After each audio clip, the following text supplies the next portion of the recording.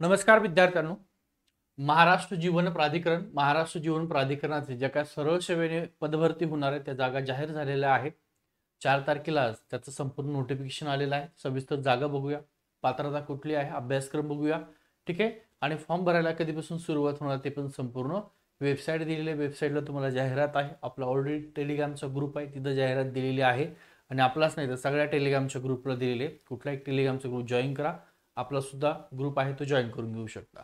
आता हे तुमचं वेळापत्रक संपूर्ण डिटेल दिलेलं आहे, बघून घ्या. क्लास 1, क्लास 2 आणि क्लास 3च्या जागा या ठिकाणी आलेल्या आहेत. सविस्तर संपूर्ण जागा दिलेल्या आहेत. इथे बघा, तुमचा फॉर्म भरायला सुरुवात होणार आहे 20 तारखेला. 20 नोव्हेंबर पासून फॉर्म भरायला सुरुवात होणार. अत्यंत महत्वाचं पद आहे, चांगल्या प्रकारे हे पद आहे. ठीक आहे. त्यानंतर ऑनलाईन पद्धतीने अर्ज करण्याचा अंतिम दिनांक 19 डिसेंबर याची शेवटची तारीख आहे. साधारणतः डिसेंबर महिन्यामध्ये शेवटची तारीख आहे. जानेवारी ते फेब्रुवारीमध्ये एक्झाम होतील, जास्त एक्झाम लांब नाही तुमच्या. ठीक आहे. ऑनलाईन पद्धतीने परीक्षा शुल्क भरण्याचा अंतिम दिनांक सुद्धा 19 डिसेंबर हाच आहे. आणि तुमची एक्झाम जेव्हा असेल त्याच्या 7 दिवस अगोदर तुमचं हॉल तिकीट उपलब्ध होईल. शक्यता 19 डिसेंबर फॉर्मची लास्ट डेट आहे, तर तुमची एक्झाम जानेवारीच्या एंडिंगला किंवा फेब्रुवारीच्या सुरुवातीला होईल, लवकरच होईल. ओके. चल, आता बघू, इथं अभ्यासक्रम दिलेला आहे. पात्रता कोणकोणते पद आहेत, सगळे पद डिटेलमध्ये त्याची पात्रता सुद्धा. हे क्लास 1चं पद आहे. अंतर्गत लेखा परीक्षण अधिकारी किंवा त्याला वरिष्ठ लेखा अधिकारी म्हणतात. गट अ म्हणजे क्लास 1चं पद आहे. फक्त 2च पद आहेत त्या पदाला. ठीक आहे. हा, त्याचं काय दिलेलं आहे, एकूण जे काय वेतन श्रेणी आहे हे हायेस्ट वेतन श्रेणी आहे SVC 56,100 हे बेसिक आहे. ते 1,70,500 एवढं पेमेंट त्या पदासाठी आहे. त्याची पात्रता आहे, याला 10 वर्ष युनिव्हर्सिटीमध्ये काम केला अनुभव पाहिजे आणि कोणाचं कॉमर्स असेल तर तो फॉर्म भरू शकतो. त्याच्यानंतर लेखा अधिकारी नावाचं पद आहे. फक्त 3च जागा आहेत लेखा अधिकारी.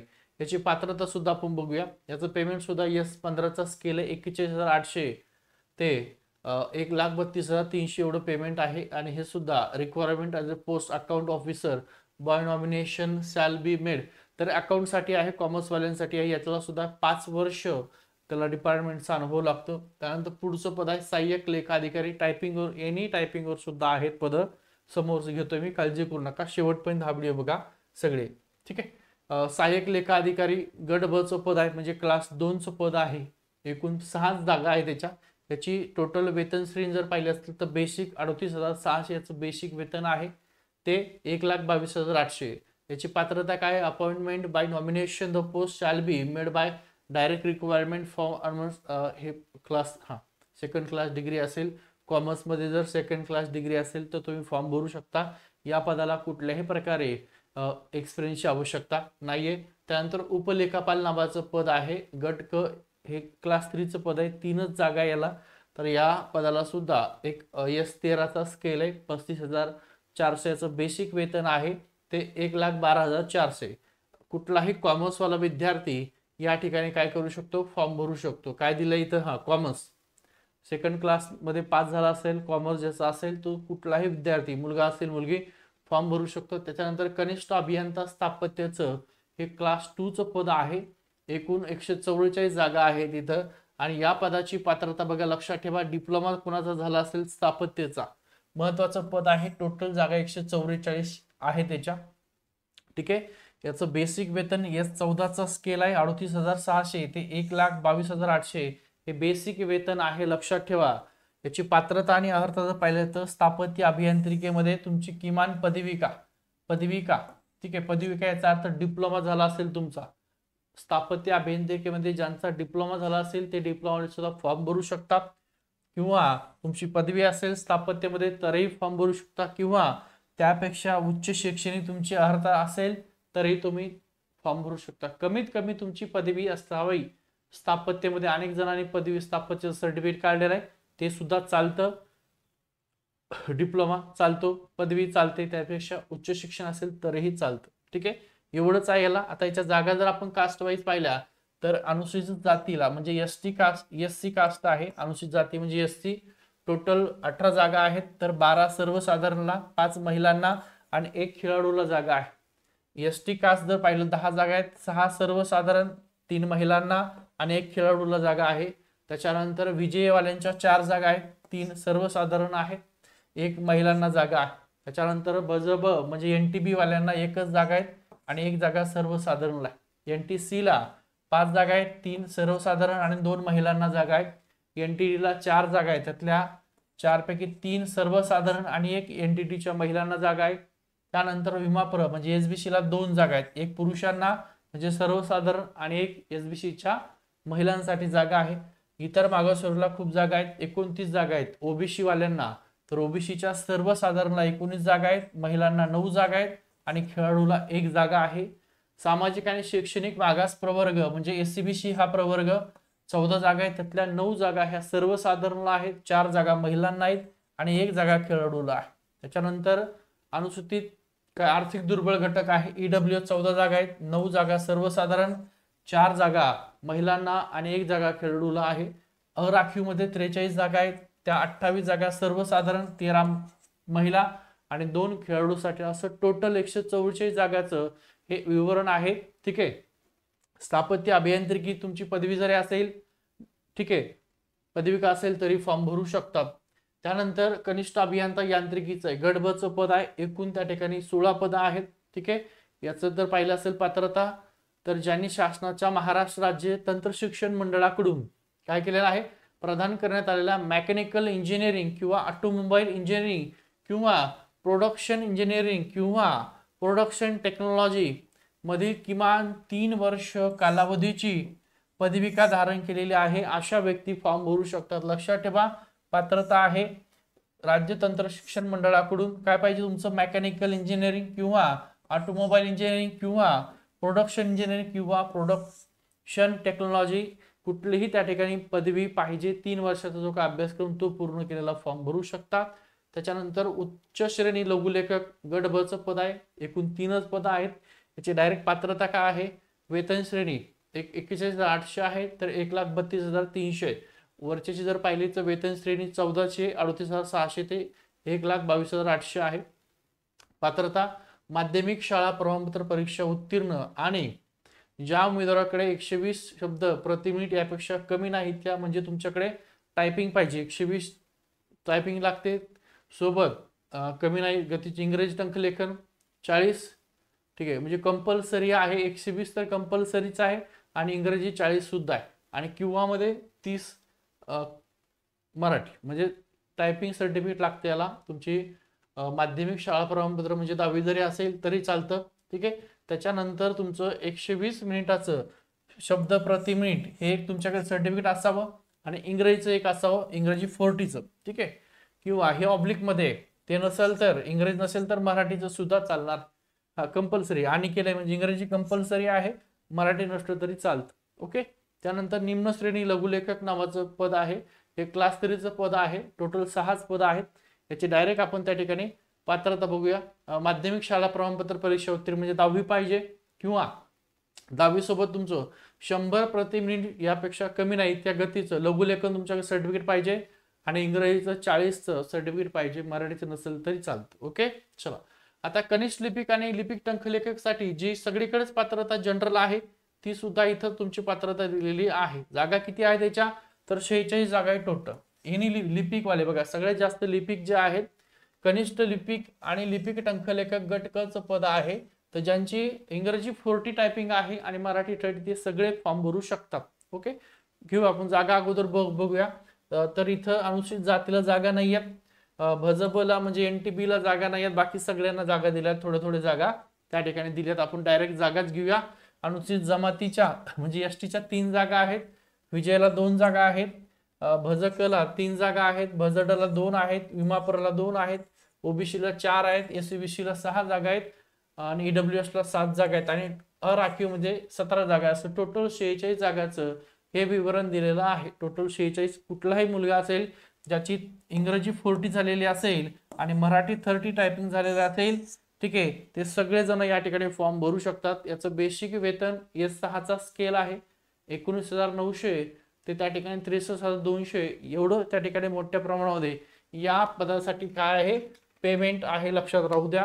ज्यांचं टायपिंग झालं असेल अशा सगळ्यांसोबत हा व्हिडिओ नक्की त्या ठिकाणी शेअर करून द्या. ओके. आता पात्रता काय दिली, मान्यताप्राप्त विद्यापीठाची पदवी किंवा महाराष्ट्र शासनाने पदवी समतुल्य म्हणून मान्य केलेली अर्थ आहे. म्हणजे लक्षात ठेवा, आता 12वी वरती पद नाहीये लिपिक टंकलेखक.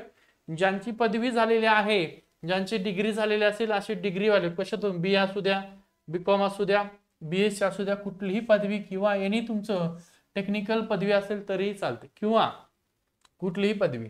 मराठी टंकलेखनाचं तुमचं 30 शब्द प्रति मिनिटचं तुमच्याकडे 30चं सर्टिफिकेट असावं, आणि 30चं नसेल तरी किंवा दिले, म्हणजे कुठलंही एक चालतं. आता लक्षात ठेवा, जे वरती सांगितलं लिपिक टंकलेख कुठलं एक चालणार आहे. इथं मराठी दिलंय किंवा इंग्रजी दिलंय, म्हणजे तुमच्याकडे नुसतं यावेळेस मराठीचं जरी 30चं सर्टिफिकेट निघालं असेल तरी तुम्ही हा फॉर्म भरू शकता, किंवा इंग्रजीचं 40 असेल तरीही तुम्ही त्या ठिकाणी फॉर्म भरू शकता. किंवा दिलंय, परत किंवा आहे इथं संगणक टंकलेखनाचं प्रमाणपत्र धारण केलेलं असेल तरी तुम्ही त्या ठिकाणी काय करू शकता, फॉर्म भरू शकता. आता सेम वरची जी पात्रता आहे तीच सेम खालच्या पदाला सुद्धा पात्रता आहे. पदाचं नाव आहे सहाय्यक भंडारपाल गटक. एकूण 13 पद आहे. एकूण किती पद आहे, तर टोटल 13 पद आहे. एकूण पद आहेत 13, गटकचं पद आहे. तर याला सुद्धा याची पात्रता आपण डायरेक्ट घेऊया. ओके, चला. सहाय्यक भंडारपाल नावाचं याचं वेतन आहे सेम. वरचं जे लिपिक टंकलेखक आहे त्याचा सेम स्केल याला आहे. S6 चा स्केल आहे 19,900. हे तुमचं बेसिक आहे ते 63,200. हे बेसिक पेमेंट आहे. आता इथं थोडीशी पात्रता चेंज आहे. लिपिक टंकलेखकला तुम्हाला पदवी दिलेला आहे, तर इथं पात्रतामध्ये बघा, ज्याने माध्यमिक शालांत प्रमाणपत्र परीक्षा उत्तीर्ण केली. माध्यमिक शालांत प्रमाणपत्र म्हणजे 10वी उत्तीर्ण केलेले आहे.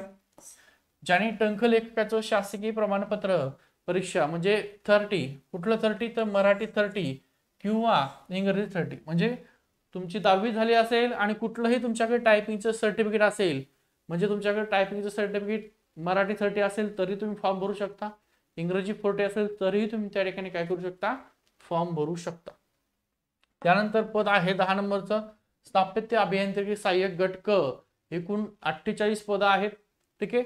आता याची डायरेक्ट आपण पात्रता पाहूया. स्केल जर पाहिला असेल तर S8 चा स्केल आहे. ठीक आहे. 25,500 ते 81,100 हा बेसिक वेतन त्याचं आहे. महाराष्ट्र राज्य माध्यमिक व उच्च माध्यमिक शिक्षण मंडळाकडून घेण्यात येणारी माध्यमिक शाळा परीक्षा उत्तीर्ण केली असावी. म्हणजे तुमची 10वी पास ज्यांची आहे, 10वी पास ज्यांची आहे त्याच्यासोबत स्थापत्य अभियांत्रिकाची पदवी नसेल तर स्थापत्य अभियांत्रिका पदविकी. ठीक आहे. म्हणजे पदवी नसेल तर पदविका DC म्हणजे डिप्लोमा चालतंय. तो नसेल डिप्लोमा तर तिला समकक्ष अर्था कुठला एखादा डिप्लोमा असेल किंवा डिग्री असेल तरीही चालतं. स्थापत्य अभियांत्रिकाला सुद्धा 2 वेगवेगळ्या पोस्टसाठी फॉर्म भरता येतो. व्यवस्थित बघून घ्या. हे संपूर्ण तुमचं आरक्षण असेल ते असेल फीस TCS घेणार आहे. ठीक आहे, की IBPS घेणार आहे ते आपल्याला कळणार आहे. 20 तारखेपासून या पदासाठी जाहिरात येणार आहे. सरळ सेवेचा सगळा तुमचा अभ्यासक्रम दिलेला आहे. खाली अभ्यासक्रम घेऊ आपण. ओके, चला थोडंसं वरती घेतोय. आपला टेलिग्रामचा ग्रुप आहे, सगळ्यांनी जॉईन करा. या व्हिडिओच्या डिस्क्रिप्शन लिंक दिलेली आहे. आणि टेस्ट सिरीज याची दिलेली आहे. टेस्ट सिरीज तुम्हाला जॉईन करायची असेल तर टेस्ट सिरीज जॉईन करा. आपलं श्री अकॅडमीचा ॲप आहे. हा जो व्हिडिओ आहे या व्हिडिओच्या डिस्क्रिप्शनमध्ये त्याची लिंक दिलेली आहे. त्या लिंकला जाऊन श्री अकॅडमीचा ॲप डाउनलोड करून घ्या. त्याच्यात टेस्ट सिरीज दिली ती टेस्ट सिरीज जॉईन करून घ्या. मागचे झालेले पेपर सगळे बघा, TCS IBPSने घेतलेले. हे आता समांतर आरक्षण सगळं दिलंय. अंशकालीन असेल, प्रकल्प असेल, भूकंपग्रस्त असेल, खेळाडू असेल, त्याची माहिती दिली आपल्याला. आता थोडंसं खाली याचा जो काय अभ्यासक्रम आहे त्या संदर्भामध्ये माहिती आपण घेऊया. ओके, चला. हे डिटेल तुम्हाला फॉर्म कसा भरायचा त्या फॉर्मची सुद्धा या PDF वर सगळी माहिती दिली, कसा फॉर्म भरायचा काय. आणि जनरल जो काय सरळ सेवेचा अभ्यासक्रम आहे तो सगळा अभ्यासक्रम या ठिकाणी दिलेला आहे. ऑनलाईन पेमेंट सेमच आपलं 1000 रुपये ओपनवाल्याला, 900 रुपये कास्टवाल्याला पेमेंट आहे. फी भरायची बरं का, पेमेंट म्हणजे फीस भरायची. ओके, थोडंसं का जो वरती घेतोय PDF मोठी दिसते जरा. Okay, second next. चल हा, चलो.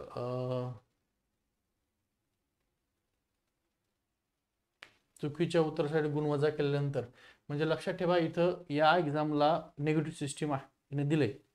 चुकीच्या उत्तरासाठी गुण वजा केल्यानंतर योग्य गुणावर पोहोचण्यासाठी प्रत्येक वस्तुनिष्ठ परीक्षेत उमेदवाराने अचूक उत्तर लिहिलेल्या प्रश्नाची संख्या विचारात घेतली जाईल.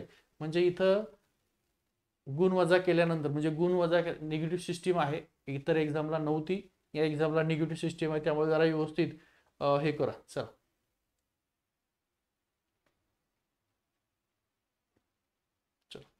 ओके ठीक आहे. बघूया थोडंसं याचं परीक्षेचं स्वरूप काय दिलेलं आहे. थोडंसं वरती घेतोय. हां, दिलं इकडे. अभ्यासक्रम प्रत्येक डिटेलनुसार तुमचा अभ्यासक्रम दिलेला आहे, पदानुसार अभ्यासक्रम दिलेला आहे. तांत्रिक प्रश्न जे काही टेक्निकलचे पद आहेत त्या टेक्निकलचा सगळा सिलेबस दिलेला आहे. आता जे काही टेक्निकलचे पद आहेत 10 त्यांना मराठी 10, इंग्रजी 10 दिले, सामान्य 15 प्रश्न दिलेत, बौद्धिक चाचणी 15 प्रश्न आणि त्यांचं टेक्निकलचं 50 प्रश्न, असं टोटल त्यांचं सिलेबस आहे. आता जे काही लिपिक टंकलेखक हे पद आपण घेऊया. ओके, स्थापत्य घेतलंय, बाकीच्या सगळ्या टेक्निकलला सेम सेम दिलेलं आहे.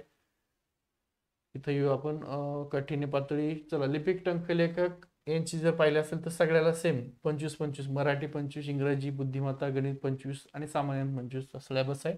सहाय्यक भंडारपालचा सुद्धा सेमच सिलेबस आहे. स्थापत्य अभियांत्रिकीचं 10-10, 15-15 आणि 50 असा टेक्निकल सगळा सिलेबस दिलेला आहे. डिटेलमध्ये तुम्ही सगळं पाहू शकता. ओके, चला.